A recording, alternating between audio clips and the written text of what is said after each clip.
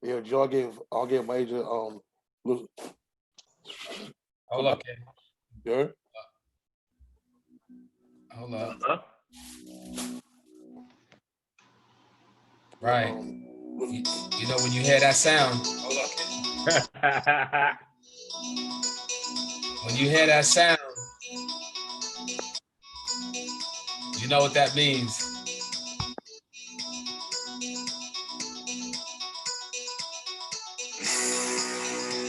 Welcome to the Afterthought Podcast live on YouTube. This is our finale episode of the Last Dance Review.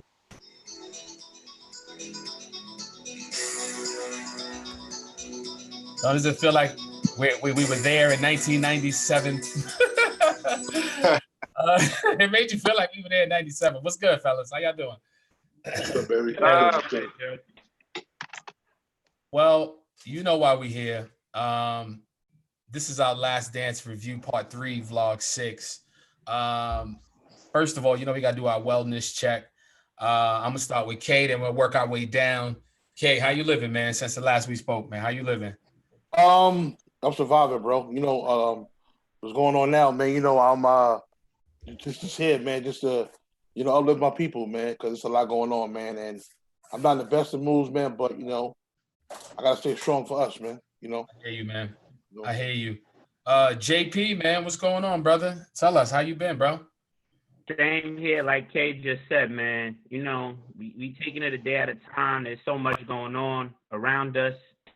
I'm just thankful for us to come together as friends, as brothers, to try to provide some levity, considering everything that's happening right now, and just literally have fun chopping it up about things that we enjoy, that we love, that we appreciate. And, prayers up to everybody, man. So, with that in mind, let's have fun. Because it's still Friday night. We still going to have a good time. We're going to keep laughing. We're going to keep smiling. Keep the energy like that. I appreciate you. What's going on, G? How you living, man? It's the man they call Gray. I'm happy to be here. The Stephen A of the show. I can't wait to get into these topics, really get back to this. Big shout out to everybody watching at home. I feel the same way that my brothers do, but at the same time, we here for a good reason. So let's bring that good energy, all right? Yes, sir. Let's do it. And last but not least, my guy, my Jersey brother, B. Isley. We had to shorten it. The fans were saying, is he related to Howard Isley? I was telling people, no, it's B. Isley. He's back on the show. Shout out to my brother. What's good, man? How you living, man? What's good? I'm not related to Howard Isley. I'm not related to Ron Isley. I'm not related to none. I'm getting so tired of people asking me that, man. Like, that's going to make them like me more as a comedian. I'm about to start lying. Like, yeah, I am. I am related to all of them.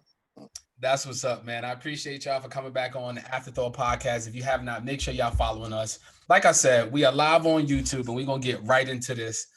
And we left off, Michael Jordan leaves, takes a nice hiatus, so to speak. Some speculated it was the gambling issue. Some speculated it was for many reasons. Baseball.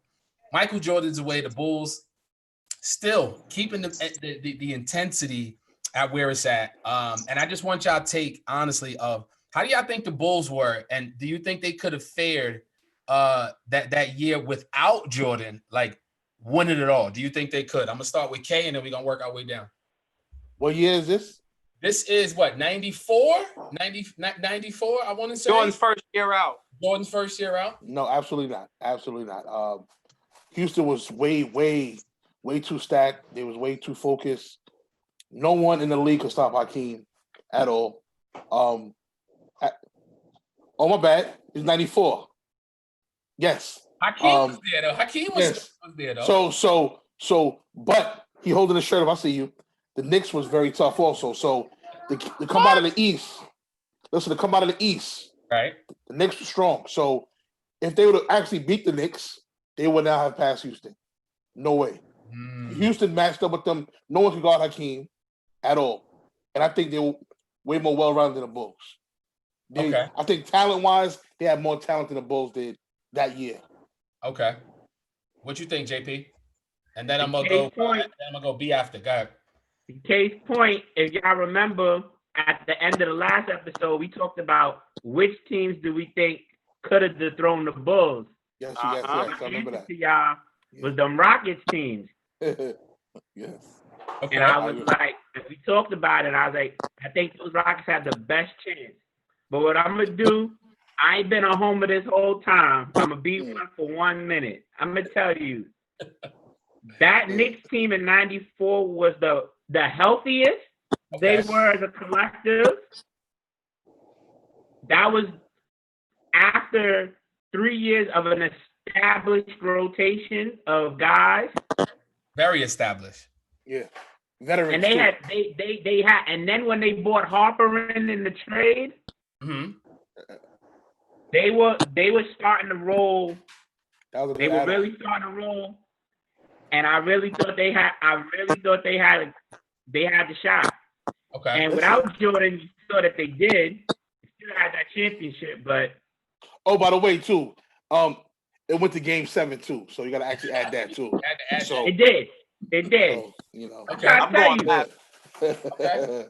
it did go to Game 7. All right, B. What you think? The Bulls? How would they fare without Jordan? How would they fare without Jordan? That first year, Do you think that first season when Jordan left? Do you think they would? How do you think they would fare without Jordan that first season? I'll rephrase it like that. Man, they were a bad call away from possibly defending their title. So I think they were just fine. Like Mike puts them over the top. So Mike made them unbeatable in 95, 96. So in 93, 94, they won 55 games without him. It's the best player in the world. They still won 55 games. And the second best player on that team when Mike was there turned out to be a MVP candidate and an All-Star game MVP. Mm-hmm. So Yeah. they were right there, but you know, they, like I said, they were a bad call away from possibly winning it all again. Now the Houston matchup, styles make fights. There's nobody that could guard Mike on Houston. Not Kenny Smith, not Vernon Maxwell, nobody. Okay. But on the other end, there was no one in the world who could guard Hakeem. So it would have been a battle of wills at that point. Like who would have showed up the most and dominated their position the most? Would it have been Hakeem or would it have been Mike? It would have been great to see. That'd have been a good battle, man. That's a good I point. definitely would have That'd been a been. good battle, man. That's a good point. Great. That'd been a good battle. I'm gonna keep it short and sweet. All right. First thing first, the Bulls, at best, are gonna be contenders that year. Contenders, like a team that can make a good run because they were more than Jordan, and they showed that in that year. You know what I'm saying? And Jordan put them over the top. Right. But the fact that they couldn't beat the Knicks, the fact that they couldn't beat the Knicks, they wasn't there where they needed to be at, all right? They wasn't going to be a whole team. They could not beat the Knicks. I don't care if they played a 12-game series, all right? Like, they did not beat the Knicks. Like, But the Knicks man, respectfully Knicks had a great team that year, though, man. You can't deny it. That team was way tougher than that Bulls team. Way tougher. Wait, hold on. We got different definitions of great right now, all right? If the Knicks ever was great in our lives, they probably would have a championship somewhere in there, right?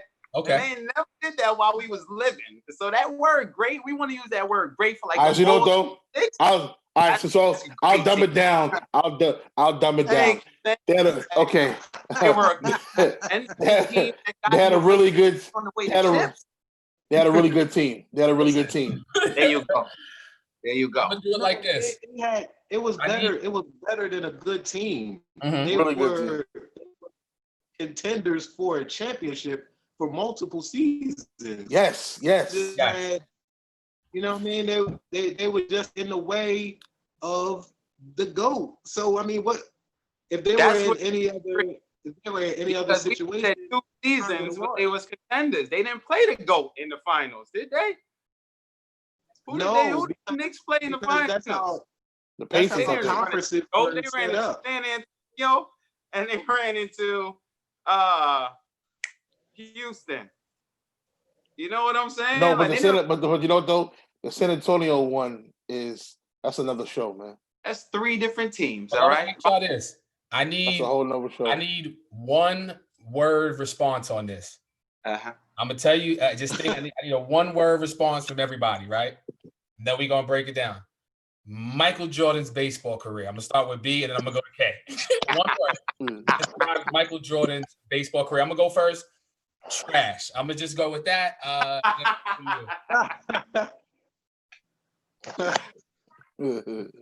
Ditto. Yeah, what? Ditto. I agree. He said did okay. What you think?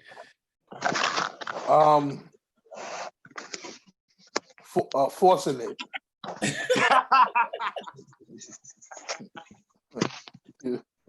Okay, G. I'm gonna use the word surprising because I had no idea that he was gonna go play no baseball. I thought he would be a great athlete at every sport, but he wasn't. And then I was surprised that he actually was just a little bit better than trash, just a little bit better than trash. You know, The Birmingham Barons.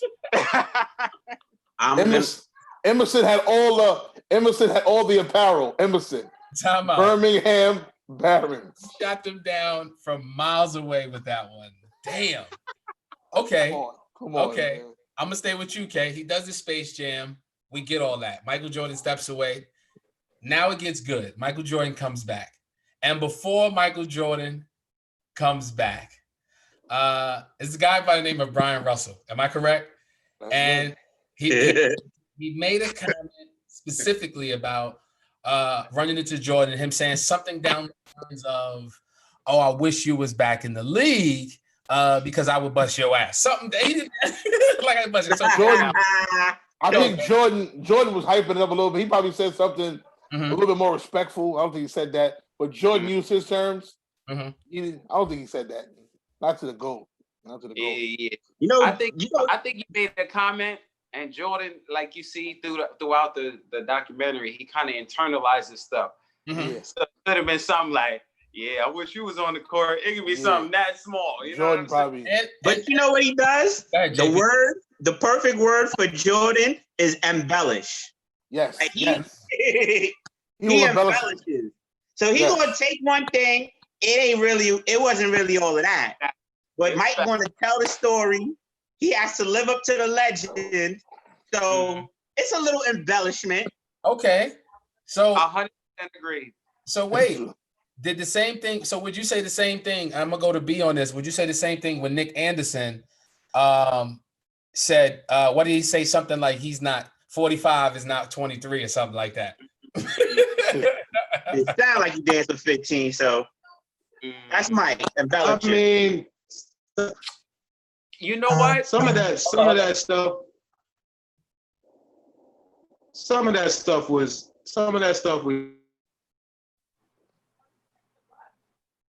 Mike check. Yeah. Hello? B.I.S., are you there? So Go ahead, the one go thing ahead, G. is that, like, I think, like, before we even discuss that comment, it's kind of like that whole comeback was a whole scene in itself. You know what I'm saying? Because, you know, obviously the Space Jam, you know, went along with it as well. But it's just like, we were like, what? He's really coming back. Is he going to be the same?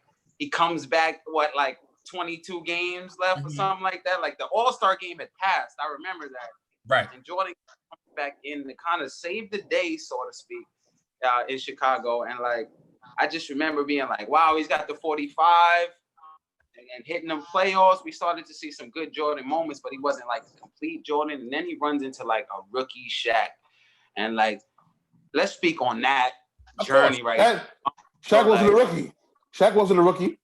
Oh, correction. Is that He wasn't a rookie. It was 94. He got drafted in 92. That was like his third year. That was his third year. That was Penny's second year. Okay. Yeah. Penny, you're right. Yeah. Shaq was like But that was the era. But that was the era where the Magic, they were young. They were a very hungry team. They put up a lot of points. They had Penny in his prime, damn near in his prime. You had Shaq. Horace Grant. Horace Grant, Nick Anderson, Dennis Scott. Who else? So I guess I'm saying is with this Magic team, Brian Shaw. And this was pre Horace Grant. Am I correct? Or was Horace year Grant? before? Year before. I think year before. Okay. Horace Grant was on that team. Horace Grant was on that team that beat Chicago. Yes, he was. Horace Grant was on that team because remember, yes, he was. They carried Horace Grant off the court. Yeah. After they won, they put Horace Grant on his shoulders in Chicago, and Mike was pissed from that moment on. That's why he said it's about Horace now. He met about 20-some years ago over that carry-on. Check your volume on your mic. And you know what? And Mike changed the shirt. Am I bugging that he changed it in the middle of the series? Say it again? Hold on. Number in the middle of the series? Yeah. Like, that was crazy. Somebody has the volume on. Turn the volume, mute the other volume if you're watching it on the other end. Yes, sir. So I was just saying that return was crazy for me because I was like a huge fan in the 45. When he went back to the 23s, I feel like he had like the Jordan 10s on or something on his feet that just like was so memorable. And small trivia for you guys. Go ahead. What other number did he wear besides those two numbers? 12. 12. Everybody stole his jersey. Give us something difficult, bro. All right. So wait, yo, B. I got you. B. Who did you like better and why? What the 45 or the 23? 23. Oh man, in that era, in that little space right there, in that series. Definitely like the 23 45 loss. You know what I mean? Yeah. You see, switch back.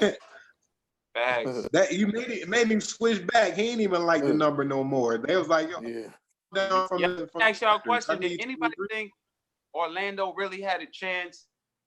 Like, because they got swept, right? If I'm correct. They got swept. Like, do you think they're gonna get at least one? Jordan? Listen. I thought the way that Orlando won 60 games that year. Yep. Coming off the 95 finals loss, they were primed and ready to be the prime contender in the East along with Chicago. Here's the thing though, Chicago won 72 games and just ran through everybody. So, I mean, any other normal year, Orlando's right there, right back in the finals to compete for a championship, but they ran into arguably the greatest team of all time. And that was the end of Shaq in Orlando. So I wanna take it to 96. Bulls are playing a familiar face. DJ Armstrong, he's on the Charlotte Hornets. I mean, if we could recount the series, but one particular moment that they highlighted in The Last Dance was that one in particular game where BJ Armstrong got hot, super hot.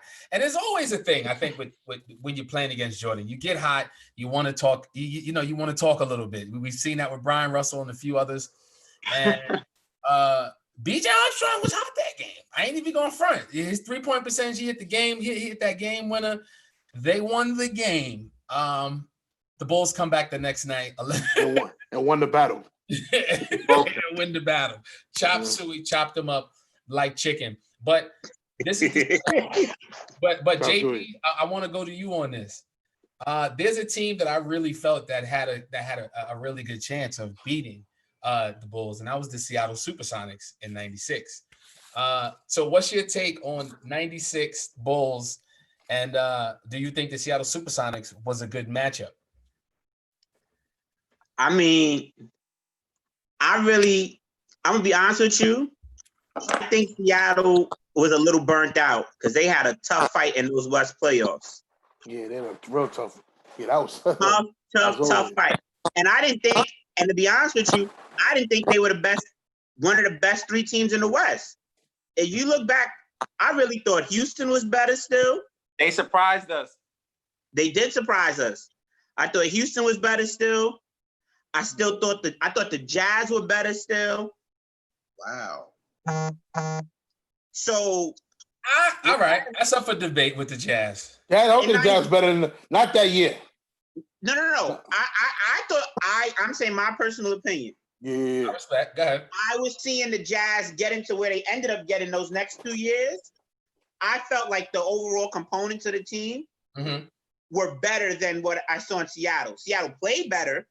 I'm just saying my personal opinion about the components of the Jazz before they ended up those last 2 years. I just never felt like Sean Kemp had enough in his arsenal. He didn't show up. He didn't show up that series. I don't think he showed up at all. And when you look at his game, as phenomenal as Sean Kemp was, like athletic, powerful, I never felt like I saw. Yeah, exactly. Like, franchise killer. He wasn't like I'm gonna destroy you and take your heart out. Like I never saw that in him.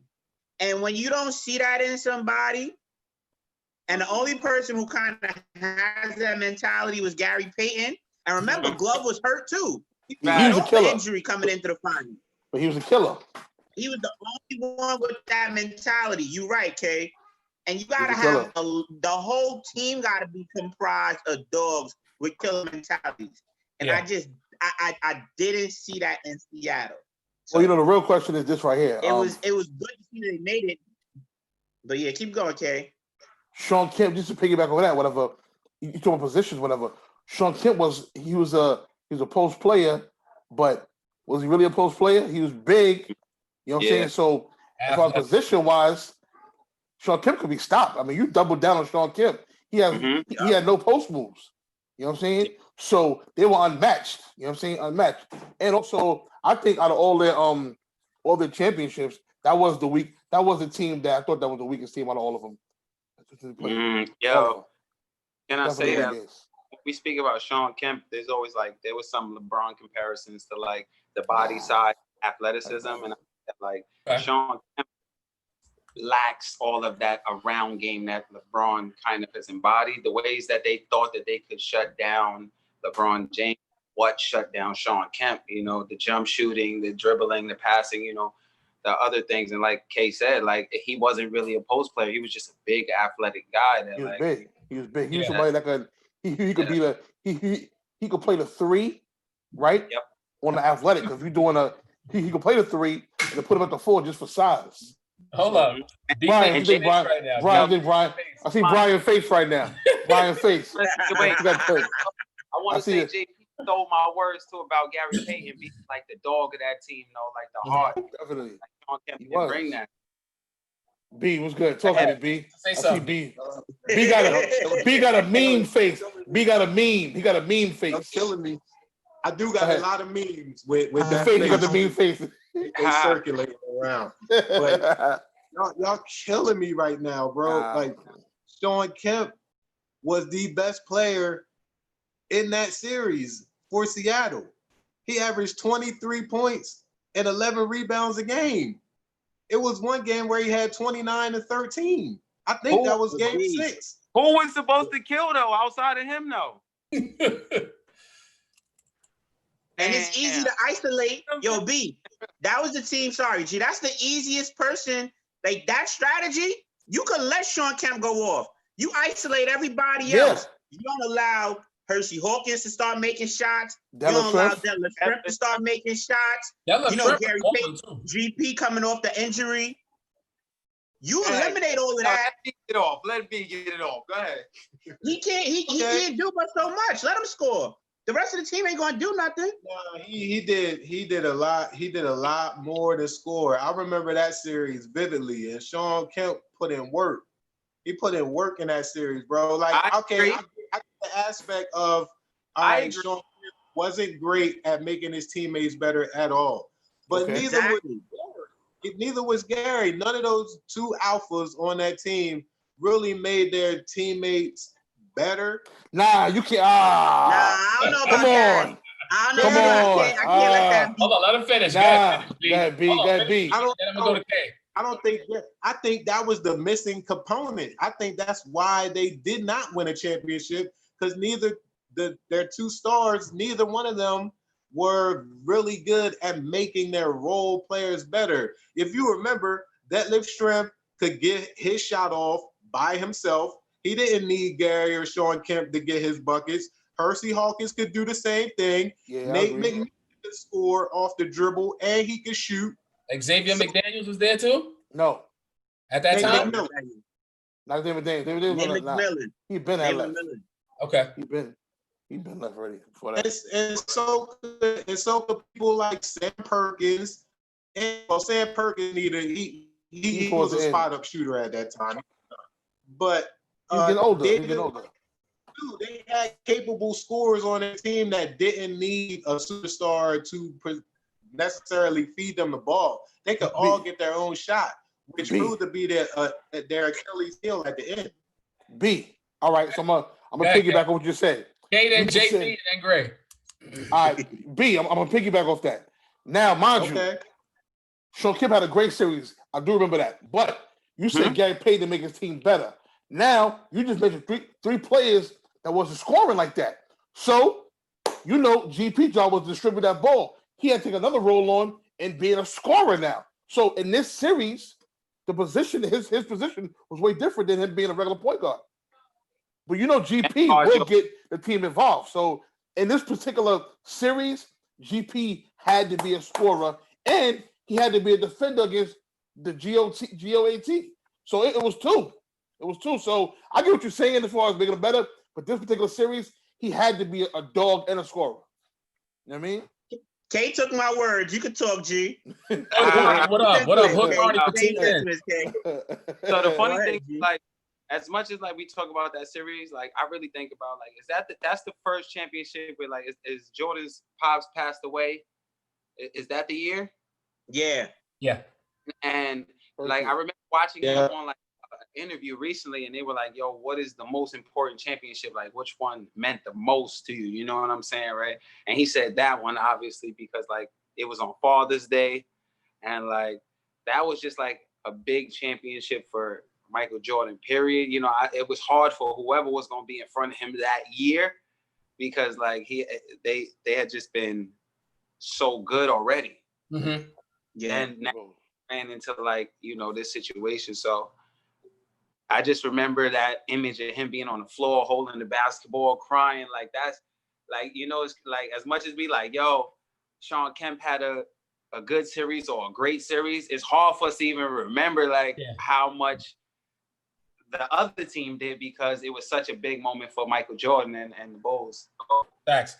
I want to keep it on Gary Payton for just a little bit longer. He made a comment during the Last Dance episode where he felt in his mind, and let me say this, excuse me, that's not a Corona cough. That is a show cough. It should sound kind of Corona-ish.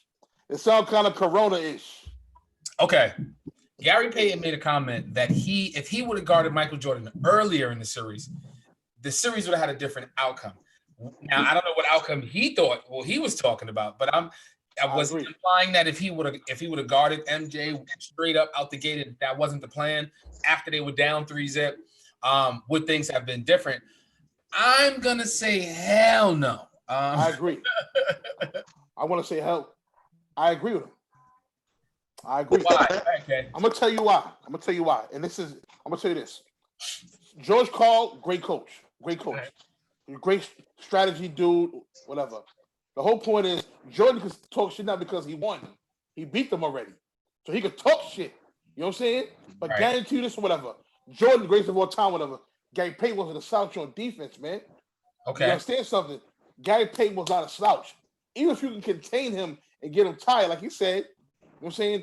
If it would have won early, whatever, it would have been a little difference. They probably still would have won. But okay. Listen, remember, those two games, GP went off. Jordan is saying everything now because they won about taking it back to Chicago and winning. They won already. So it's not like we can't say, oh, no, you wouldn't have, because he already won. So proving the pudding that he won that game in Chicago on Father's Day. So he could talk all the shit now because it's over. But I think Gary Payton, who's a great defender, get him Definitely. tired, contain him. You know, my opinion, man. But Kay, you got to remember, Gary Payton was still coming off the injury, and George Karl talked about it. Still won 2 games. Still won 2 games. He did, but what I'm trying to here's the thing though. I don't know how much different it would have been. I think it may have been different games that Seattle may have won, because you coming off an injury, the amount of energy that it takes to keep up defending Mike, and then still have to have the responsibility, even though B made the point that those guys could take and make shots on their own. But the way George Karl used to run his offense, to do all of that defensively and then still have GP running the show offensively would have eventually taken its toll if he wasn't all the way healthy. Right. And when that happens, I don't see them still really having a shot. They wouldn't have won. I'm not saying they were going to win. I'm not saying that. But I think, containing Jordan, getting him more tired, because think about it. Getting him more tired, being pesky, it would have helped a little bit. He could have got a shit up, but it would have helped. Yeah, I think if they played 6 games, I think the Bulls would have won in 5. No, that's fair to say. That's fair to say. Okay. Jordan was. I feel like JP has a great point that like when you put GP out there from game 1, he ain't gonna be the same effective player that you need him to be by the time you get to game 4 or 5 and all. You know, think Jordan planned game 6 for the finals? Good one. Nah, I don't think. Did he play game 6? You know what I mean? He said Mike embellishing. Yeah, exactly. Did he plan it? You know what I mean? You know what I mean? Okay, so we're missing a key component and not only the beginning of the first championship, but as they made their way, and he goes by the name of Dennis Rodman. Dennis Rodman at this point in his career, I mean, all different types of players in one, but at this point, his job was to come in, be that dog, get the rebounds, guard the biggest player on the other team. And to me, I'm gonna be honest, Dennis Rodman, I mean, we talk about the Draymonds, we talk about those dogs on certain teams that are the glue guys. I think Rodman was like a part of that big 3. I don't know about y'all. I think Rodman was like, and I've seen some nights I've seen Rodman go off and score like 10, 15 points. Just like, so it's not like he couldn't score and put the ball on the floor and play. I just think that he was transformed and evolved. So what was y'all take on Rodman and just his presence? I'm gonna start with B and I'm gonna go to Greg. Rodman is the greatest role player ever. So, I mean, it's not even. I love what Chris Broussard did. He does a segment called "You Kids Just Don't Know," and it highlights players that was legendary but don't get the praise that they deserve. And Rodman was one of those guys, man. Rodman honed in on specifics and mastered them. He knew Michael Jordan was the greatest scorer. He didn't need to score. He knew Scottie Pippen was the greatest facilitator and one of the best perimeter defenders of all time. He didn't have to do those things. He knew Isaiah Thomas and Joe Dumars was the greatest backcourt of all time at that point. So he didn't need to do all those things. Like, he needed to rebound and be a hell of a defender. And that's what he did. That's what he worked on. That's what he practiced. That's what he mastered. So, like, I love Rodman because as much of a head case and ego as he was off the court and sometimes on the court, man, he was the most selfless teammate you could ever have. So I got much respect for Rodman as a player. And he was part of the NWO. So he a legend. NWO for life. I totally agree with B. He's speaking 100% truth. Like, Rodman is a lot better than people could ever believe he was, and I think that the Bulls, that's the one piece that they could not live without. Like, he may not be the MVP, so to speak, but you take off of that 3 championship team, and I don't know if they can pull off the same, accomplishments. Everybody else, like with exception for Mike, we could possibly find a great player that in the NBA at that time to replace that person. But Rodman is just like, he does all those things that don't come up in the stat book. He mastered rebounding and that guy was just a flat out star. Like, you know what I'm saying? Yeah. Off the court, his personality gave life. You know what I'm saying? That guy. If you don't know who he is, look him up for real. The Worm. One thing I want to say about Rodman, that people forget about Rodman, because both my brothers were spot on with everything they said. Rodman was extremely coachable. People don't understand the importance of having a talented player that's coachable. So you can see all the antics, you can see all the wild stuff. Rodman was coachable, and Rodman was a smart basketball player. Like, I don't think people understand how high your basketball IQ has to be to be aware, to understand timing, spacing. Because to master rebounding is not an easy thing. Facts. Name his coaches too. Chuck Daly. Phil Jackson. And let me tell you something. He had Pop as an assistant coach when Hill was coaching in San Antonio. Yes, he did. He's been around quality 3 Hall of Fame guys, even though Pop wasn't the head coach at that time in San Antonio. He had 3 Hall of Fame guys in and around him. And he took so much more those places. And don't sleep on Dale Harris, too. Dale Harris was a great coach. He doesn't get the respect. Yo, B, you sound choppy. B, your connection, you sound a little choppy, B. Go ahead. Yes, Dale Harris was great. He was great. He coached Dallas. What I'm saying is that to know those, to be in those roles, to have that type of coaching, and not only just be good, but to be great and excel in everything else. Yeah. I got a question from the YouTube live. Shout out to Hood Carney. Appreciate you for tuning in. Want y'all to name a defender who contained Jordan in his prime. I'm gonna go. Contain. I mean, I would say Brian Russell. I'm not even saying contain. I'm saying loosely. I'm saying very loose. Loose leaf. I'm saying like to contain. You're saying like a single cigarette, Lucy. Jordan was just like, you had to have an amazing defensive night. Like, help. I got 2. So I don't know about y'all. What about y'all? Who do y'all think? Joe Dumars. I got 2. Kay said Joe Dumars. That's my second pick, my guy. Dumars. I would agree with Joe Dumars. Joe Dumars, because he played solid defense on Jordan.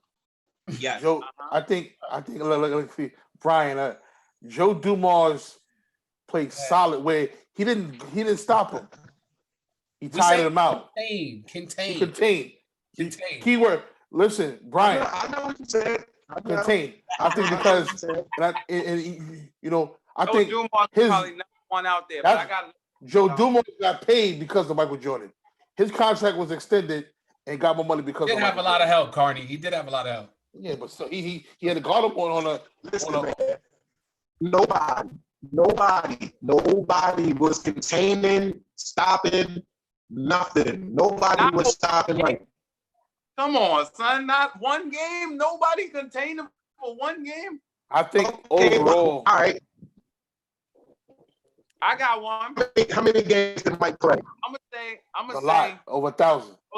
I get my one pick in. I said Joe Dumars, but I knew Kay was bringing that because that's the number 1 spot. I'm gonna go with Clyde Drexler. Hell no. I'm about to mute you. He didn't have no game. No. I just muted him on that, like the show on ESPN. Yeah. He gets 2 seconds. You said Clyde. He heard the word Clyde and he muted him. He didn't want to hear Drexler. He heard the word Clyde. You back, G. Go ahead. Clyde Drexler. Take the mute off, G. I took it off. Yeah, Clyde Drexler lost hair that series, man. You lost points. You lost me on that one. Clyde Drexler lost hair. Okay. one of the Knicks players that even stood in front of Jordan that we could talk about in a good light. Starks. Right. Well, hold on. This is what we're gonna do.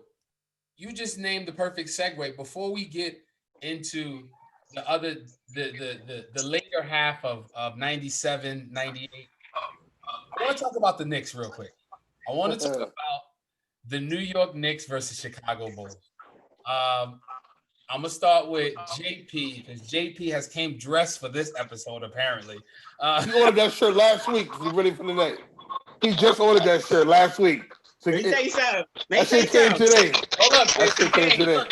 Hold on. Yo, Kay, I have my shirt and my hat on my bed. You know, like first day of school fit. So I had it ready. Sitting next to me, I was like, ooh, I'm going to hit him with this one.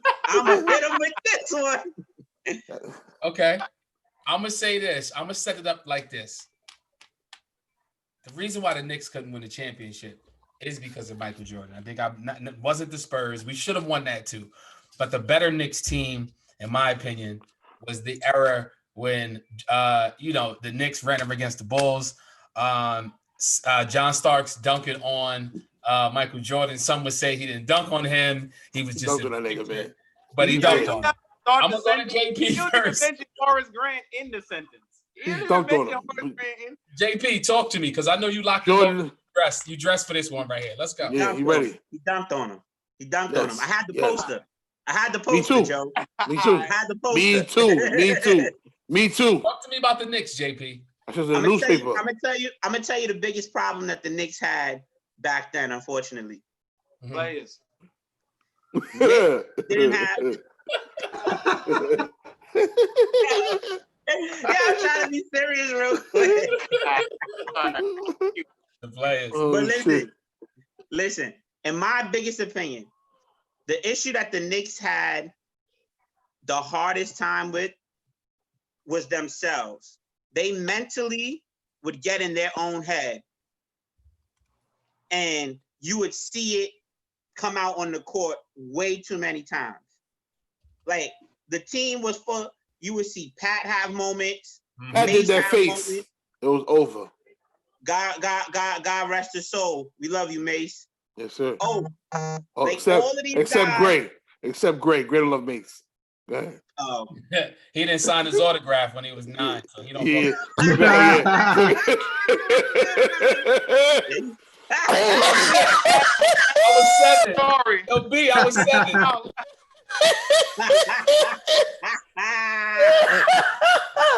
Oh shit. Yeah. Now I know why G favorite song is The Story to Tell by Biggie. Wow. That was a good one. Makes sense now. It makes sense now. Go ahead, JP. Oh shit. But yo, I always thought the Knicks got in their own head way too much. Okay. Way too much.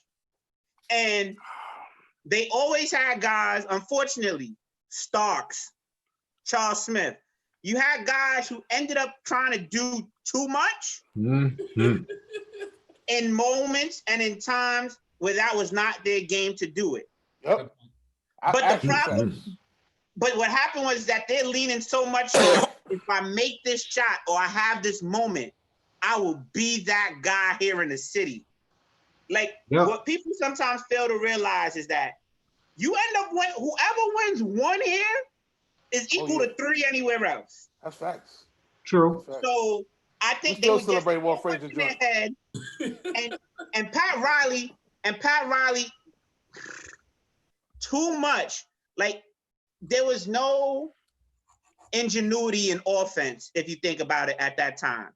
Mm-hmm. And like he didn't have no one. And he had no one to throw the ball to as fast as this play is gonna be for Pat. You know what I'm saying? Yeah. Pat was a superstar. If Pat was a superstar, that ball should be in Pat's hand because Pat giving you 25 and 12. Yo, but K, that's what it was. The problem is this though, K. When Pat done missed 5 in a row and you just continue to dunk over the top, we would never see, like in my head, I'm like, how come we never see the Knicks run a single backdoor play? Like we will watch. Like, and I'm not trying to oversimplify it, but it's that simple, They didn't have the personnel. They were dumb. Facts. bro. That's It's all- not even about. But B, I don't even think it's the personnel. It's the execution and the style of play, which is why I give Exactly. Phil the They credit. couldn't give Phil the credit for the execute. triangle, because They even couldn't without execute. Mike, They weren't smart Without enough to Mike- do that. they kept moving and moving and moving. So the philosophy that Phil was teaching them was not just about Mike. Yeah. Like it was the actual movement. And I love Pat. But when he's missed 6 in a row, and then they bring the double team and And Pat held Josh- the ball for 5 seconds, then you gotta kick it out. And Mace gotta take a hard leaner, or Oak gotta settle for a bad 17 Because footer. you know what? Listen, Those was bad because- possessions that we was watching too much. he could have said, listen, you could have said this right here. Knicks had no point guard. No.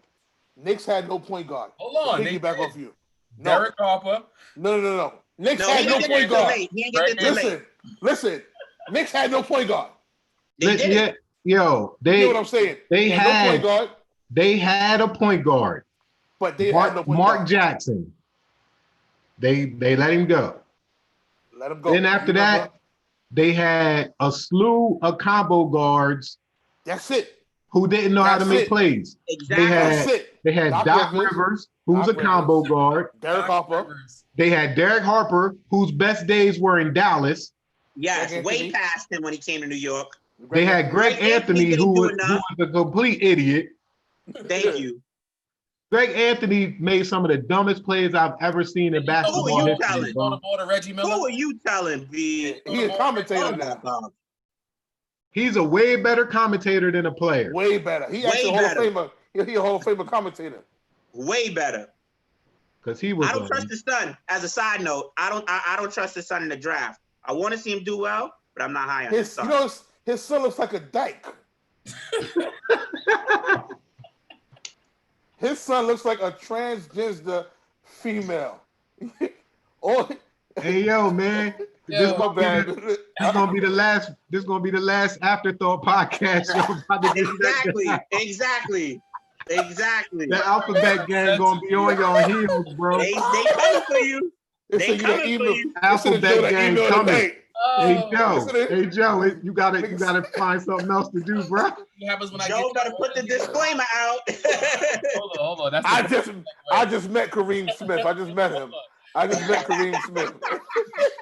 the Afterthought Podcast live here on YouTube. Shout out to our people on the YouTube.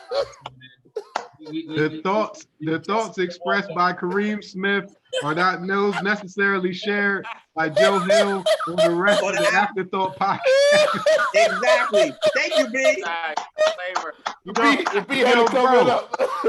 Yo, dog, Thank you, I've been in Big. hot water before. Okay, I know how to You maneuver. know the I game. know how to get out of these situations, All right, bro. go ahead, man. God, You'll get Joe getting that email. Joe getting that email right after. He go screenshot the email, send it to us.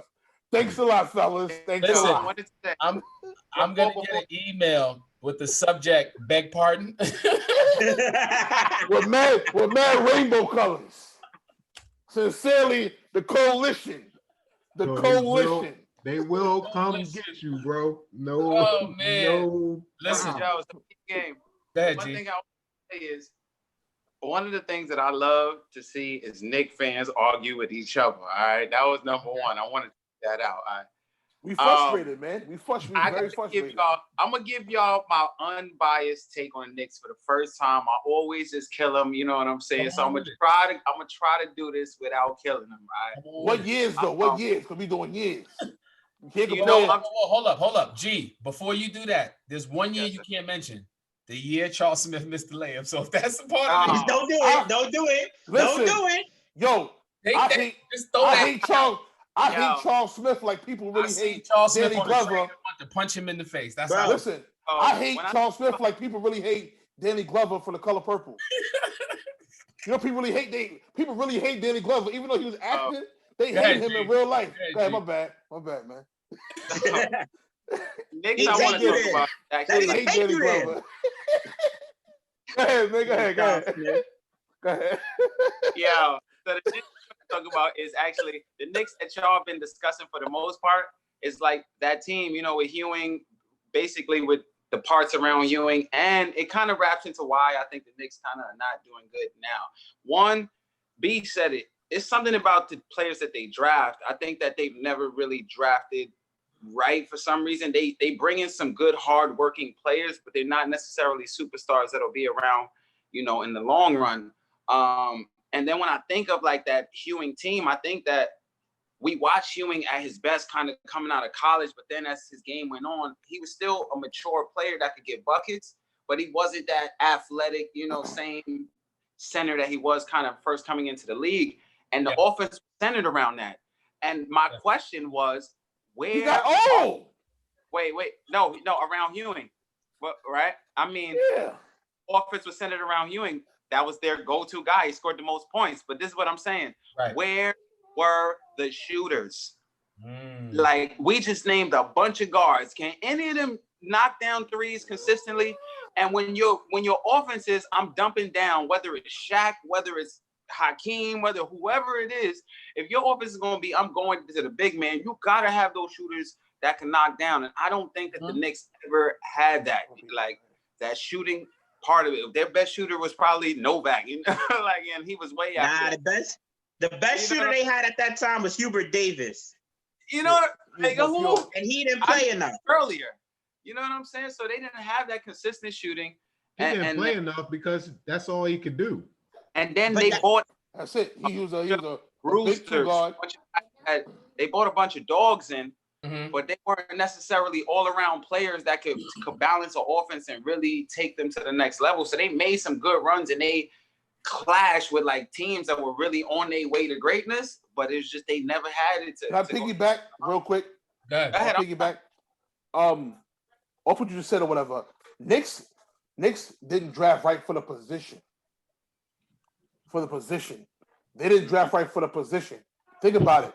We had Steph Curry at number what? Number 8, 7? Steph Curry was drafted. He was drafted number 9 or 7, right? He was number 7, drafted number 7, right? Or 9. No, he was drafted. Steph Curry was drafted 7, and the Knicks had pick number 8. So Golden State took Curry right before the Knicks could, because they knew he was going to come. Gallinari, right? They got Gallinari, right? Gallinari? No. That was the year they got drafted Jordan Hill. Jordan Hill was taken after. No, Jordan Hill was drafted high from Arizona, right? He was drafted. Yeah, but he was in the same draft as Curry. So Curry was the pick right before, and then they ended up having the pick. Everybody played better after the Knicks. That proved a point. So whoever scouted for them was horrible. But to that point, Kate, to that point, real quick, sorry to cut you off. That same draft, you got to remember, you know who was picked 10th? DeMar DeRozan. DeMar DeRozan. DeMar DeRozan was taken 10th. Johnny Flynn, Rick Rubio. Johnny Flynn. All those guys went before him. Johnny Flynn, Ricky Rubio. Johnny Flynn, all them dudes, man. Trash. Trash. Exactly. But you have a DeMar DeRozan. Jordan Hill. Well, check this out. I think this is a good segue. Jordan tanned up the league, 97, 98 in particular. I think there's one player that doesn't get enough credit. And like Carney said on the YouTube live, it's a big man's game. And one big man in particular, he was out of used to be a big man's game. Used to be Karl Malone. Mailman. Mailman. Say this about Karl Malone. I feel like he was very I think people overlooked his knockdown jump shot. And when I say knockdown jump shot, we're not talking to 10, we're not talking to 12 or 15 footer. We talking like right in from the 3-point line, like just knocking that shit down, consistent from the free throw line. A nightmare matchup in the post, just because he was physically bigger than you. And he had one of the greatest, in my opinion, point guards that he ever played with, when that was John Stockton, feeding him the ball, getting him the pick and roll, Stockton him alone, pick and roll. And in my opinion, we all played basketball as kids. The Stockton and Malone was in our vocabulary to pick and roll all day, because that was what he and they were good at. So my question to y'all is, Karl Malone gets the MVP. Was he in that 2-year stretch the only player that could hang with Michael Jordan? I'm gonna go to B, then I'm gonna go to K. then we're gonna work our way. Was Karl Malone the baddest motherfucker? Probably the matchup against Jordan in that 2-year span. Yeah, he was. I wanted to say Shaq, but at that time, Shaq was getting swept out of the playoffs every single year. Yeah. Right. So, as dominant as Shaq wasn't ready yet, and it was a shame too in some respects because in '98, it was supposed to be the Lakers in Chicago. But Karl Malone was that nice that he was like, nah. Thanks. It's not gonna happen. Not only am I gonna beat, we gonna beat y'all, we gonna sweep y'all. And here's the thing, it's why the pick and roll was so deadly. Shaq couldn't defend that shit to save his life. Like Shaq, Nope. Too slow. Had trouble defending pick and roll his entire career. He was too slow. I mean, Karl Malone and John Stockton were the best ever at it. Princeton. That's why they were getting swept out. Karl Malone, man, that 15 to 18, 20-foot jump shot, cash money. That's why he's the second leading scorer in NBA history. That coupled with the fact that dude didn't miss games until his last season in the league. The best ability is availability, and he was available all the time to go to work. He went to work, and the points just piled up. Facts. What you think? Underrated. Karl Malone definitely. He's not mentioned a lot in top of anything, but Karl Malone got buckets. Had a great tandem, which was John Stockton. He could not be stopped. So I think by having Rodman on that team, being a nuisance, being it was great. It was great. Because if you didn't have Rodman guarded Karl Malone, it might have went different, man. It might have went different, man. I figured out because think about it. Karl Malone was 6'9", 260. This Robin was 6'10", 220. Running like a gazelle down the court too. He could run Robin, the best. But then Robin was, as far as he had the smarts. He knew how to guard him. He got him mad. Even Karl Malone scored 25 or 30. That's all y'all getting. You know what I'm saying? So I think Karl Malone at his prime definitely MVP deserving. Bucket City, very neat player. So he had the stats. He's definitely up there, top 10 of all time, top 15 of all time. What you think, Jimmy? I agree. Karl Malone, you know what about him too that we forget? Like we from the city, he was country strong. Like you know how just a big burly country mob, you can't move him. Live on a farm. Like he just live on a farm. Raise cattle.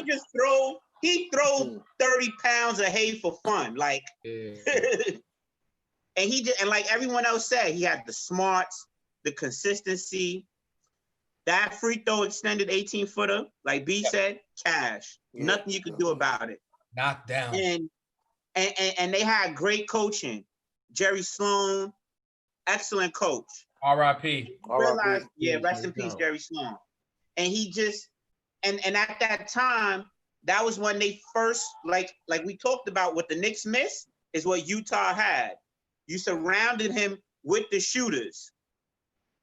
So they had the Hornaceks. Yeah, Hornacek. So they had the Jeff Hornaceks. Russell would make shots. They had a good veteran like Antoine Carr who could be physical enough on another big body. Did y'all realize defensively? Antoine Carr wore bike shades on the basketball. You know that the lime green shits. Yeah, he did. And he had a Sidney Moncrief. He had a Sidney Moncrief knee pads. I hated his knee pads, man. That's just to get me mad. This nigga knee pads. Like, why you gotta wear them knee pads? Bro, he had roller derby knee pads on, man. Nigga look like he played cricket. He played cricket. I'm like, nigga, G. You played cricket or you a ball player? Like they 100% right about like Karl Malone. You look him up because that guy's stats will tell you it all. Karl Malone was real. And the most consistent pick and roll in history. If anybody needs to know how to do it, definitely the person to watch. He deserved the MVP that year, even though I was a big Jordan fan, and at the time I definitely thought he was robbed. But looking back on it, he definitely did that, and that was it. Like the only other player I would say, I feel like Charles Barkley had a nice little moment in that around that time, like where he was making a run for MVP. Did he have the MVP like the year before that or something like that? That was So he had it. 93. He had it when he went to play Jordan in the finals in 93. 93, yeah. 92, 93 is when Yeah, Barkley exactly. Yeah, that's it. We're Yeah, great year. kind of catching like the end of his Phoenix days during that time, and then him about to go to Houston. So Difference he was was still a player, but still difference was wasn't when on the level. Barkley Carmelo had John Stockton. He had a legit consistent point guard that he got the ball. You know what I'm saying? Right. They like right. Barkley really worked for his points, man. Yes, game. He worked for his points. Barkley was 6'4".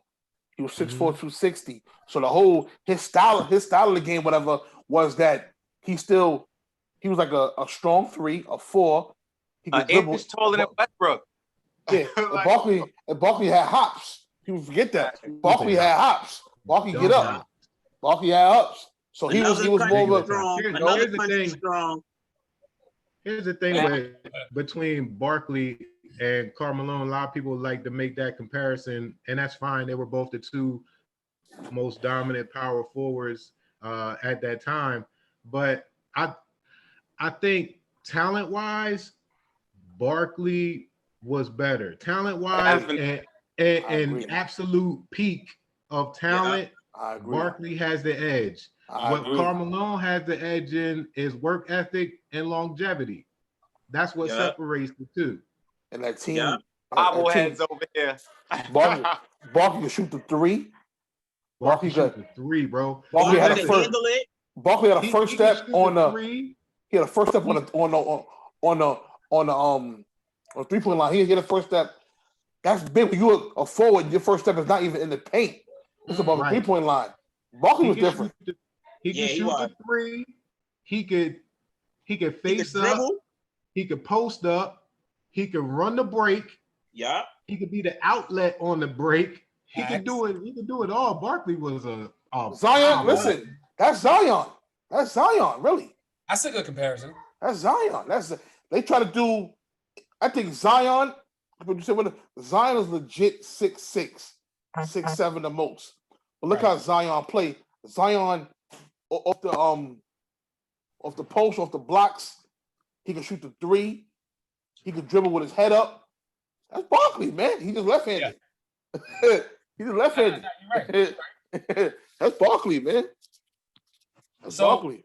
With the transition, and I'm gonna say this, I don't know, man. I think that's a good era right there. And when I say a good era, 97, 98, the Bulls, the Jazz, best matchup.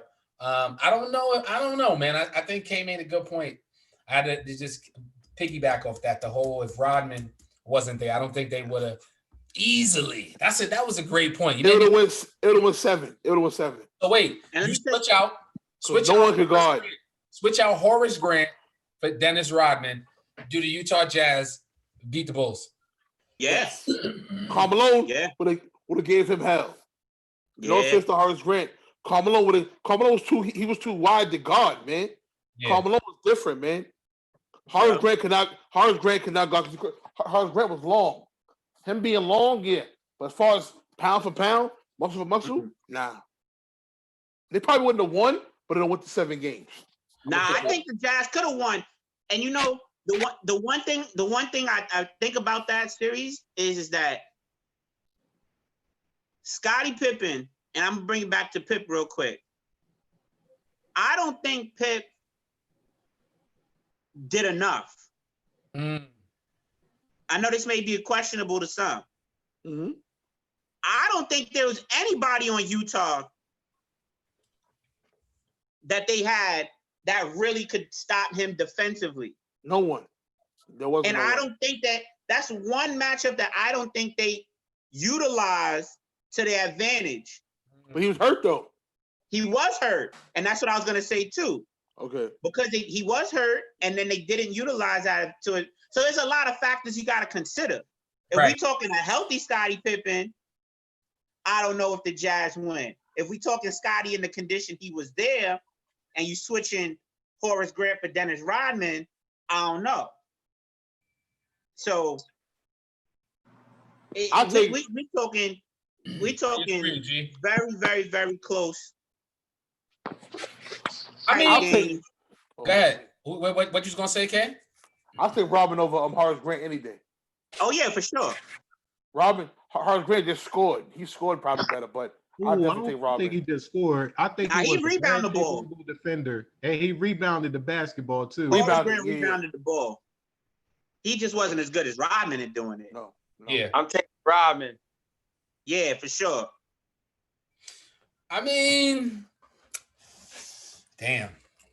Horace wasn't no slouch, man. Horace put in work, but of course you're gonna take Rodman. Of course. I think Rodman was the difference maker. He was a big three that you had to plan for. You had to game plan around. You had to double box out. Rodman created so many opportunities for other dudes. But I got a question for y'all. Who the hell is LeBradford Smith? That's the bum who was talking mess to Jordan. He had like 37 on him or something like that. And Jordan made up that he said he shook his hand afterwards. He said it was a lie. That was a lie, man. Jordan a liar, man. Jordan embellishing ass Mike. No. Let's not try to sugarcoat it because it's Mike. He was lying. You're right. Liar. Damn liar. So my question is, do you think Mike fabricated a healthy percentage? Notice I said healthy percentage of some of the stories portrayed by him on The Last Dance. Oh, for sure. For sure. Yeah.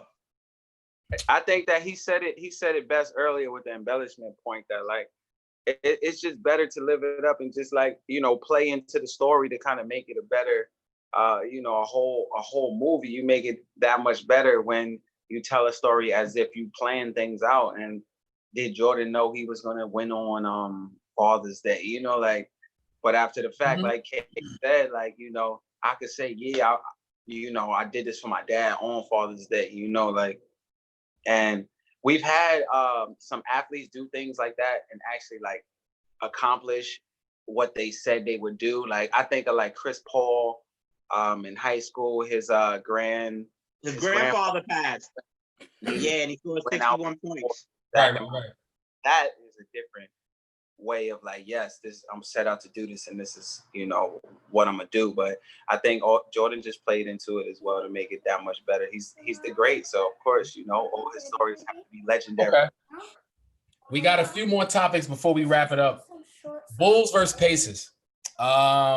Reggie Miller being, in my opinion, played very well versus Jordan. If you look at the stats, listen, Reggie would put up a respectable 23, 24 points on average versus Jordan. He had a couple 30-point games versus Jordan. He played very big in 98 in that Eastern Conference Finals before they went on to go to Utah.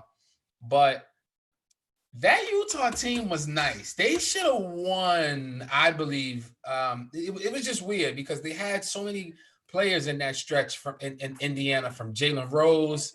Remember Travis Best when he had just came on and he was sparking him, Mark Jackson. Travis. You know what I'm saying? They had a pillar of players, but why do you think the Pacers gave the Bulls a good matchup during that stretch? Why do y'all think that? I'm gonna start with Gray and I'm gonna go to JP. Yeah, I was a sleeper Reggie Miller fan. I ain't have no hair and I kind of resembled him, so. Reggie Miller was just like a ball, and I always respected that in him. Like he looked like such a frail guy, but he led a team, as far as he could. And I think like that team gave the Bulls problems because like they had the two big men, the Davis brothers that that were consistent big men. They had that star consistent playmaker in Reggie Miller. They all had a quality point guard, even though the point guard may not have been at all-star caliber. Like who they get? Mark Jackson at one time. They had Travis Best. You know, like there was even Travis Best dribbled too. Guy's name, but he looked like he don't the ball Tinsley is. I don't know. Nah, that's. I done later on. Yeah. Later on. But I was saying that like they had the big white boy, Rick Smith, Duncan Dutchman. Duncan Dutchman. He might have been an all-star, like with the Maris. Yeah. Points, 7'4". Definitely. So they definitely had like a squad, and they didn't back down. Like what I'm saying? They didn't. Reggie Miller was known for, obviously, I love killing the Knicks, but like he was big for in those moments stepping up and trying to dagger teams. You know what I'm saying? Like, and I think that's why the Bulls had trouble with him, because he had a quality role-playing team around him, some scorers, and then they had one player that was always willing to take that dagger. You know what I'm saying? Like that push-off, the play when Reggie comes off the screen and he pushed Jordan like he wasn't Jordan. You know? Like, Reggie, that was we gonna say so though. That was Reggie's team though. That was Reggie's team. So like we just spoke about the Knicks not having that go-to guy. We just spoke about that. The players on Indiana knew that was Reggie's team. Get aboard of Reggie.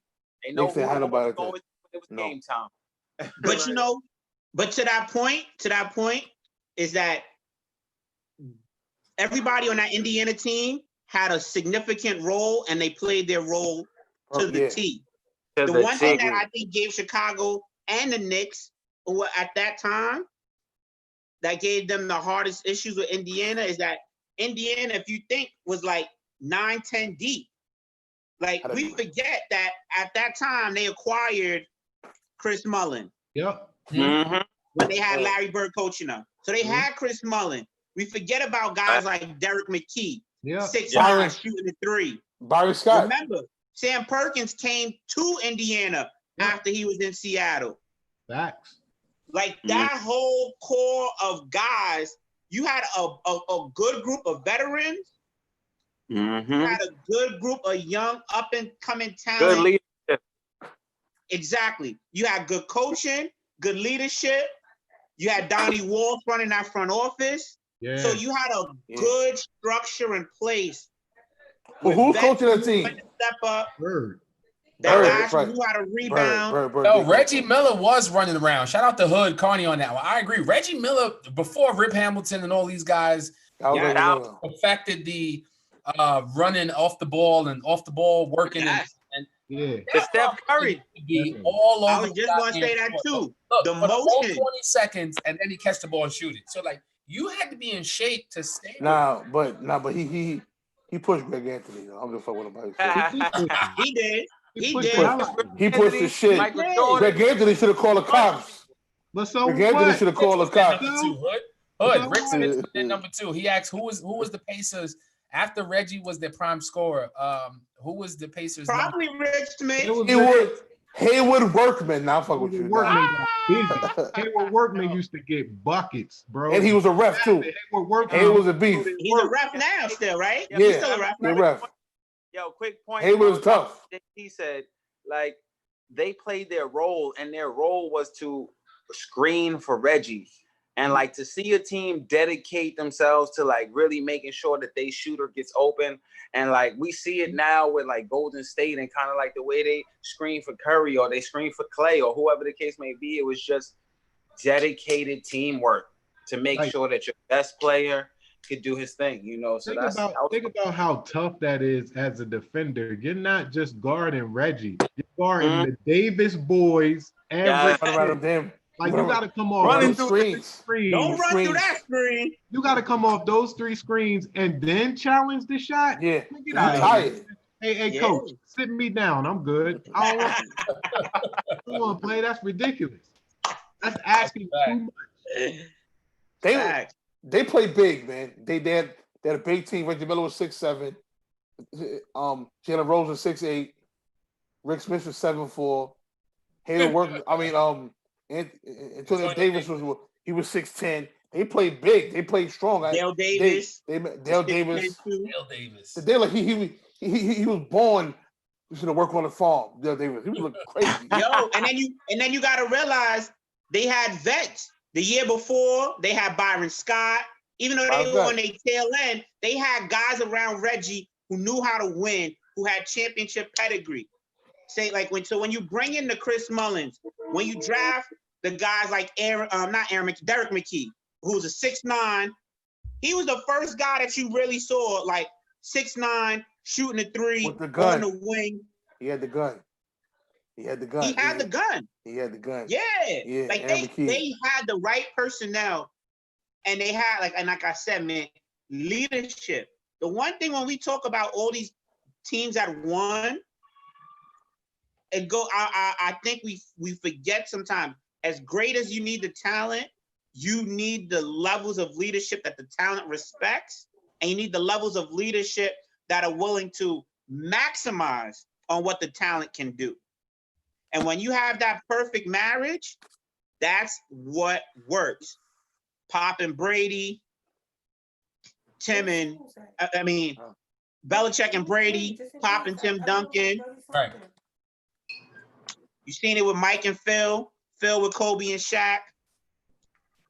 That's the recipe. You seen it with Chuck Daly with the Bad Boys, Pat Riley with the Lakers. Yeah. Like, it's synonymous. Well, let me say this. The Bulls just had everything going.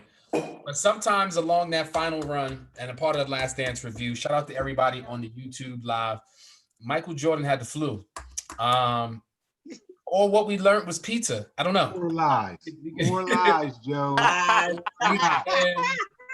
do we feel about that? But I'm gonna say this: playing with the flu, if you did have it, temperature that high, playing at a high level, whatever the case may be, he still gritted that out and played hard and pulled the Bulls out of that to the setup, which was one of the greatest shots in NBA history.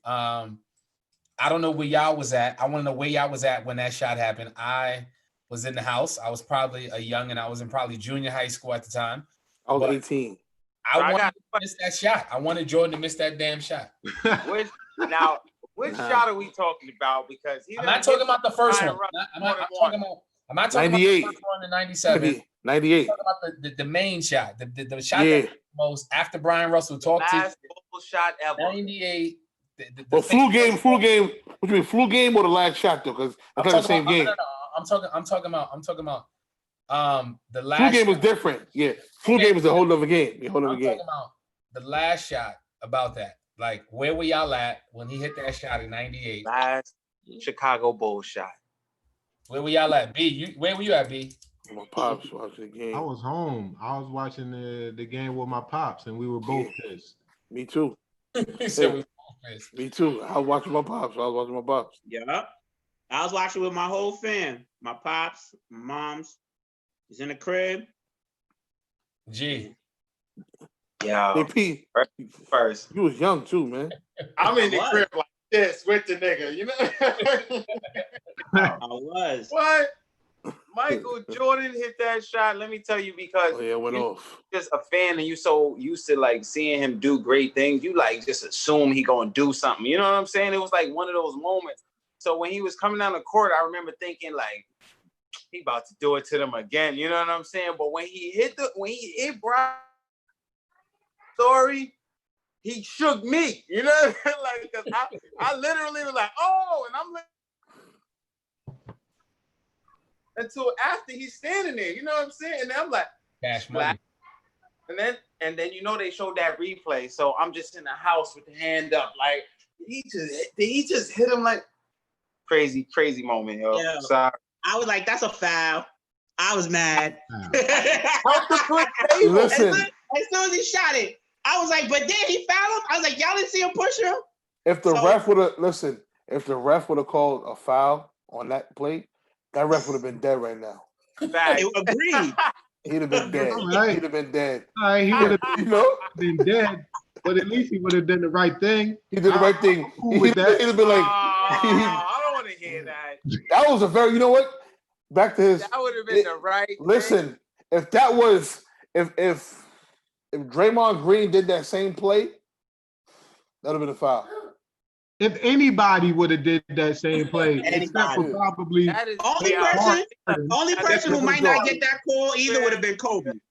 This is where I gotta stop y'all right there. We ain't never seen nobody do that move and not get called for that. Harden does it all the time. Move. That is an everyday move. James Harden does get away with James Harden does that all the time. All the time. All the time. I mean, not seeing that whistle call. So all of a sudden, because it's Jordan and he hit him on the game winner with, like, he just got hit. Listen. And not only that, wait a minute. Let's be real. He was on his way down. Like, yo, he was already stumbling for Jordan and helped him. Nah, don't do that. No. Don't do that. No. Because look, he caught him. No. He already caught him. Okay. You play ball, so you know the basketball move. He took the hard dribble in the direction, right? He went to cut him off. The shoulder bump sent him already. Boom, shoulder bump. He starts stumbling. He goes to take another one, and then that's when he pulls back, bro. That's like saying seeing somebody you don't like falling down the steps, so you give them a little extra nudge just to make. Bro, you know what that is? That's like in wrestling. You know when they gotta try to make sure they get the whole move over. Like my man hit with a little Ric Flair. Come on, bro. Like that. Man. That's a foul, bro. Well, you know, like I said, if that ref would have made a call, he couldn't even. They would have. He not even put the whistle in his mouth. Basically, what? That last shot, which would have been an epic moment for the NBA, you knew what it was. I think Michael Jordan should have ended his career on that shot. We all watched The Last Dance. They didn't talk about it at all. We saw glimpses of Michael Jordan on the motherfucking Wizards. I don't even want to talk about that part of Michael because I feel like it's going to dismiss everything we just did in the last hour and 20 minutes. You know why I say that? Mike was looking like he was playing a charity game every game. But it would be funny though if we talk about it. It would be hilarious. Michael Jordan played on a team where they had Brandon Haywood, Kwame Brown. Wait, what's your man? Jelani White. Jahadi White. Wait, Jahadi White. Damn, I ain't hear about him in a minute. Jahadi White. Wow. Jerry Stackhouse on that team. What's the Rip Hamilton? Yeah, Jerry Stackhouse, Joe. Drew Gooden. Jerry Stackhouse. Jerry Stackhouse. Rip Hamilton. Larry Hughes, Rip Hamilton. Russell was on the team. Can I tell you the worst part of this? The worst part of this is I'm such a dedicated Jordan fan that I gotta own even that time. And I had the blue and the white version of the jersey. I was sitting front row for them games, and he was making me look bad. Like, damn, Dad, can you just stop? But wait, it was worse when they gave Jordan the game winner in the All-Star game in the Wizards jersey when he looked old in the All-Star game. Did y'all see that shit? It looked weird. It dirty. They put 27 shots up. He was old, but he was still gunning. Yeah. Isaiah Thomas was hating. He was like, foul that motherfucker. We don't want him to get no shine. But no, The Last Dance was great for all of us. I appreciate y'all. And before we get out of here, one, I want to thank y'all, but I want to get y'all perspective before we get out of here about the NBA. Who's your MVP? If the NBA resumes today, who do you see winning the championship this year? I'm gonna start it off. I'm gonna say if I had to pick MVP right now, I'm gonna go with LeBron James. LeBron James, with the changes to the lineup, being the number one in the West, getting them back to playoff contention. I know I'm gonna see some criticism for this, but LeBron James would be my MVP, and I think the Lakers would win. They would have to worry about going against Houston if the NBA does get back. So that's me. I'm going to go to Kareem Smith, and then we're going to work our way down. DP, I'm with you. MVP, I'm going with LeBron. The reason why, because he's in his 17th year. He's still in tip-top shape. A lot of mileage. You know, he definitely, for that alone. For the chip, I got them. I got LA going against LA. I'm going against you gotta say Milwaukee. Toronto. in the finals. My opinion. My MVP is Giannis. I got the Clippers going against Milwaukee. I like the depth that the Clippers have. I think they have a lot of rotational pieces that they can throw out. I like the way they match up better. And I don't think the Lakers have enough defensively to match up well enough with the Clippers. And the X factor for the Clippers, I like the Morris deal, but the X factor for that team is Lou Williams. Clippers got more guys who can make big shots and big moments. I trust no matter how much Jason Kidd and Hollins and all of them have with Frank Vogel, and as much as LeBron's been there, I trust Doc. I trust what he can do with those guys. Sam Cassell's over there too, right? Sam Cassell? Sam Cassell, of course. So I got the Clippers against Milwaukee, and I still have Giannis as my MVP because he shows up every night. And who's winning it all? So who's winning it all? Clippers? JP? I'm going to go Clippers. Okay. I'm going to go Clippers over Milwaukee in 6. Go ahead, great, MB. Funny thing is, before I even give my picks, I want to piggyback on JP's his setup because, like, I definitely think that Milwaukee is coming out the East.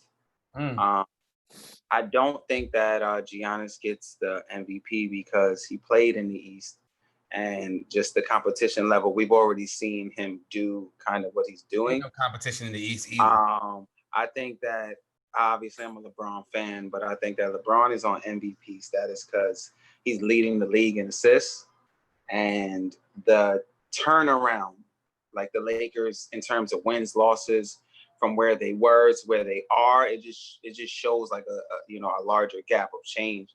Right. He beat all the top teams before the pandemic. But go ahead. I do think that I'm gonna pick the Lakers to win, obviously, but I think that like if the Lakers don't do it, it's because they run into the Clippers, and it's really that matchup. Because I don't know if Milwaukee can beat the Lakers, but I feel like they can beat the Clippers only because the Clippers lack big men. For something down low is missing on that Clippers team now, and it's like now that they've got rid of Marktrez going to, yeah. So it's something like down low that they're lacking. If they had that down low, then I would be afraid of them because I'm like, oh man, they have everything up top. Montrezl still there? Montrezl still there? He's still there? Yeah. He's still there. He's still there. He's still there. On the Clippers. Who started center for them? They start the Clippers start. They don't start Montrezl though. No, they don't start Montrezl. They start Pat Beverly. They start Kawhi Leonard. They start Paul George. They start Marcus Morris, and they start Zubac. That's but good. They bring Lou Williams. But they bring Lou Will. They bring Harold. Right. They bring Landry Shamet. So they got shooting. I think, like I said, I think they have quality big men downstairs, down low, but I don't think that they have, big men that could stop the big men they're going to end up playing. Which is the Anthony Davis, but you got Kawhi and Paul George though. They play big, man. Definitely. So who's gonna win it, Jake? Who you got? Who you got? Like I think that's the real championship of the Lakers. He's the Lakers. Okay. The Lakers, Clippers. Okay.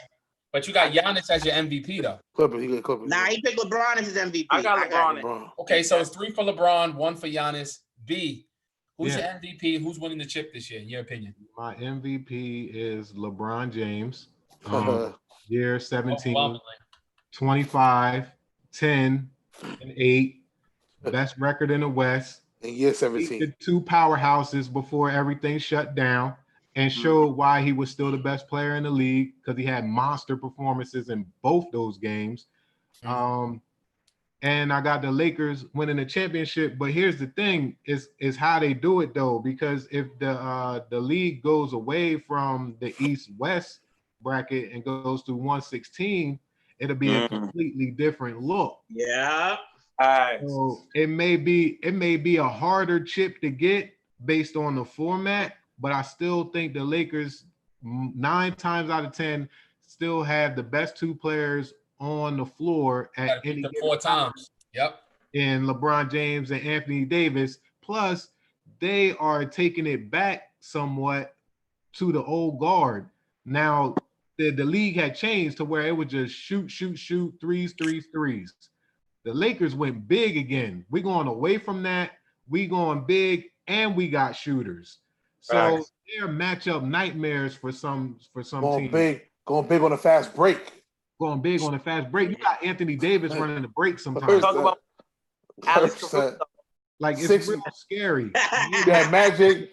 Caruso was nice. Alex Caruso was nice. Y'all sleeping on him. You had Magic. Listen, you had Magic Johnson running the 1. You had Kurt Rambis, James Worthy on any given night, and Michael Cooper on any given night.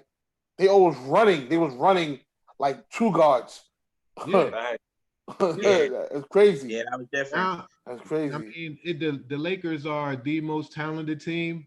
The Clippers are the deepest team, 1 through 12. So, like I said, styles make fights. It'll be a very intriguing matchup. I think if they meet up, whether it's in the finals in a 1/16 format or the Western Conference Finals in original format, I think that's the finals regardless. Whoever wins that series, I would agree. wins the championship. I would agree. Quick question for y'all, randomly. Go ahead.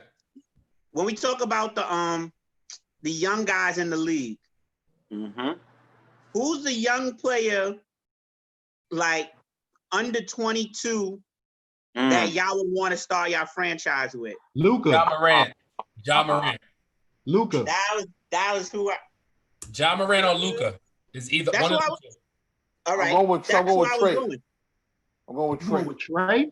Trey Young? Hold on. Wait. I'm going with Trey. I'm going to tell you why. I'm going with Trey because I can put him at the 1, right? Or possibly give him a 1. He played a 2. Or keep him at the 1, go with another scorer at the 2, right? He'll still average 22 and 8. I like Trey. Trey is different. He's a scorer. He's got to get to that point guard mentality. I like Trey. I'll bet with Trey. JP, I ain't gonna front. You stumped me with this question because that was hard. Like, and I'm just gonna say some guys that I like out of the young class, right? Because like I think Luka is probably the lead, vote getter out of the young guys. He's probably the best guy next to Zion Williams, but I don't even think Zion's even in the class of like the guys we're speaking about. But I like Trey. I like Luka. I like Alexander, the kid on OKC. Gilgeous Alexander. Yeah, I like his game a lot. I like Murray. I think he's on San Antonio. Yeah, Murray too. But you say start. But you say starting a franchise. Franchise. Superstar quality though. Superstar qualities. So starting franchise. I was just counting out some guys that like I watch and I like them. I feel like they got some good futures, but definitely, come on, Zion Williams is the biggest name on the board, and I think the best polished player for me is Luka. So I'm probably gonna pick the Luka for me because he shows such early veteranhood. You know what I'm saying? Yeah. Like, and he I was gonna go with Luka too. Luka since 14. Luka averages 29, 9, and 9, bro. Exactly. Yeah. That's stupid, man. Second season. One of them two. Those are either or. Those are listen. You know the one person I was gonna say before Ja Morant that nobody mentioned, and I'm kind of frustrated. Nobody said this. You frustrated who? Jason Tatum. Wow. He's 25. He said under 22. That's why I didn't mention him. He said 20. He said under 22. Oh, he's Tatum 25. Tatum's 24. 25. Is he? I don't 22, 22, maybe 23. But he's not 22. He's not 22. Nah, actually, he might be like 21, 22. Remember, he did 1 year. This is his third year. His third year, he came out. He came out after 1 year. 22. He's 22. Exactly. So he's right at 22. Right. That's why. Think about it. He just and he went to Duke. He jumped on LeBron. Remember Yeah. that's my son, but I gotta call it down the middle. It makes him look older than what he Who is. does he play? Who does he play just like? Who does he play like? Yeah, Kyrie. Nope. Brandon Roy? Nope. What's the question? Who does he play like? Tatum. His game looks identical. I don't know. He went to Duke. He went to Duke also. Not Grant Hill. Grant Hill. No. Like Grant? Play like Grant K? Yo, let me tell you who he played like. Remember, y'all sleeping on remember, Grant Hill was athletic. Y'all think about Grant Hill. I know. But Grant Hill would make plays with the ball, K. I see more Kobe in his game. Grant Hill was giving it up. Grant Hill was moving like Grant Hill did. For me, Tatum scoring as much. Grant Hill did. I feel like Tatum, everything. Yeah. Deserving Hall of Famer. I feel like Tatum, you got to give him. If you give the player, I'm gonna say he's like the official jump shot that Tatum got. He's like Ben Simmons for me. Like I feel like athletic, runs the court, can pass the basketball, has a little handle, but missing the jump shot. You know what I'm saying? Nah, he can shoot it. He better than Ben Simmons. Yeah, not even close. Way better. He way better. He better than Ben Simmons is basically it's like a poor man's Magic Johnson. Exactly it. Ben Simmons is about to be like Lamar Odom. Yeah, he's don't get it twisted. He's 6'10", and if he wasn't on Philly, and he didn't have Joel Embiid, what's a good situation for him? You know? Yeah. Well, listen, we could be here. Oh, I got one, Jay. Yeah, Jay. Before we get out of here, quick one that just popped in my head. You know what might be a good situation for him? Toronto. They play. Yeah, that'd be good for him. That's the one. Yeah, you put him with Siakam. Me too. I like Siakam. Where would you put him with Siakam? Where'd you put Kyle Lowry though? Put him on the Knicks. If you have, put him on the Knicks. Who? On the Knicks. Even if Kyle Lowry stays, you hurt that man career like that. Hurt that man career. Nah, don't do Kyle like that. Yeah. But here's the thing. Philly. Set him to Philly. Quick switch. He from Philly. I like Siakam. He from Philly. They would play better with Kyle Lowry, I think. Van Fleet. Woo! They would play better with Ben Simmons, and they would be hard. They would be impossible to defend. Because if you got Siakam, Simmons, and Ibaka, like those type of interchangeable parts that they commit defensively, and they big. They all big. They all big. I think that would be just thinking about it, throwing it out there. Mm-hmm. I like a situation like that for him. And the other place where I think he could really flourish, but Jimmy Butler is Miami. I like the rookie kid they got. But Tyler Hero. I like Tyler Hero. He's nice. I like Bam. Yeah. But I like the fact that Ben Simmons can get them the ball. Adebayo, I like Hero. Adebayo. I like the kid Robinson. He could shoot it. Like Ben Simmons could be big point guard and get those guys to rock, and they could do a lot too. Kendrick Nunn. Yeah. That's him. He a beast. Nice. I like him. He's right now. I like him. Well, fellas. NBA looks good. I will say this. I appreciate y'all for taking the time out on a Friday night to tune in with the Afterthought Podcast live here on YouTube Live. Shout out to Hood Carney on the check-in, giving us the feedback all night and the jokes. Shout out to my guys here right now. Without any further ado, tell them where they can find y'all. We start with K Smith and work our way down. How can they find y'all? What you got coming up? How can we support you? Drop it right now. Instagram K Smith for real 14. I got a show on IG Live Wednesdays at 7:30 called Talking Smack with K Smith. Yes, sir. Sunday I got a basketball show called Hoop Talk. We'll bring you on the show too, y'all. Yo, B, that's a dope show. Y'all gotta go on there. I've been waiting to get on that. Yeah. I got Hoop Talk at 9:00 on Sundays. This Sunday I got Ron DeClario, the winningest high school coach in PSL history. Yes, sir. Yes, sir. I got him on this Sunday. So yes, sir. That's a legend right there. That's a legend in New York City. Yeah. Salute. So, appreciate y'all fellas, man, for having me too, man. Thank you. Appreciate you, JP. Man, you know me, still taking it day by day. You can find me on that gram, find me on Twitter at JPC the number 2, KLUB. Doing what I do best, just curating content, talking with my folks, making sure we staying in good places, mentally, physically, and emotionally. So as long as we doing that, that's the key. Tell someone you love them. Tell someone you appreciate them. Support small businesses. Lloyd's Carrot Cake is still open. Come check the family out. Go get your slice. Go get your life. Hold each other down. Appreciate you, Joe. You already know, Jay. Gray. Yo, you can find me at Art by Gray, ARTBYGARY. I'm a hip hop artist, producer, host. I host a show every Thursday called the Wordplay Cafe, bringing you just spoken word poets and open mic. You can find it on Concourse Poetry Fest page. And, you know, that's my real brother. So shout out to my brother Joe for, you know, doing big things like this. Together and talking that real talk, you know. He's only on here because he's a Bulls fan, okay? You know that? The only reason why. The only reason why. I appreciate you, Gray. You already know that. Check out that show, the Wordplay Cafe, each and every Thursdays. And last but not least, my guy, B. Isley. Man, y'all can follow me on Twitter at Brian Isley Live. Go to Instagram, follow me at the Brian Isley. And go to BrianIsleyLive.com, man. Check out my 2 albums, Logo, Laugh or Get Offended, and the Isley album, man. Logo, like I said before, is at 1 million streams on Pandora.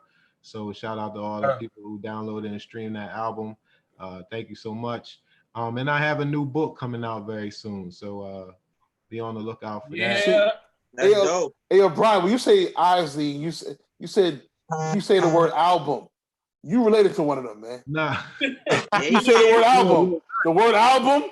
I'm thinking the Isley brothers, but Ron and them, man. Ron, my uncle, okay? There you go, man. Yeah, man. Shout out to everybody. Hope everyone's doing well. Good meeting you, man. Good meeting you, man. And yeah, man, just hold tight, and let's hope for the best. And all love. Appreciate you, B. And when that book drops, one more thing, Joe. Hook Carney, that's a very good friend of mine. Shout out to him for being on and checking us out. And check out his podcast called Not Up for Debate. Not Up for Debate.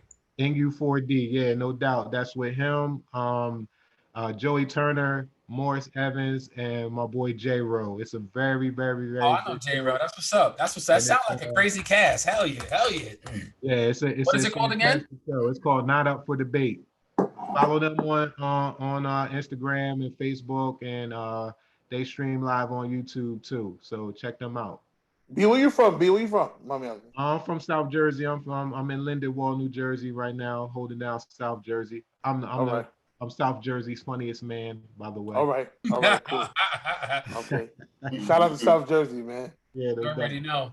Well, I appreciate y'all. And B, when that book drop, I got to get you back on here. We'll break that book down and bring you back on. We'll talk more about what you're doing with that. So I appreciate you for coming on. Thank you. Thank you for having me. Fellas, man, this is what we're going to do. You know, at some point, I'm going to be doing more sports and doing other themes and stuff. But I appreciate y'all. Y'all be safe. Be well. If you're tuning in, if you're watching this back, follow us on Instagram at The Afterthought Podcast on IG. Or you can follow me at This Is Joe Hill. Follow my website, thisisjoehill.com. You know the mixtape is out. Who the fuck is Joe Hill? It's streaming right now. Make sure y'all listen to that. Get some laughs. Listen to my album. Listen to B's album. And be well. Other than that, fellas, peace. I'll let y'all. Peace.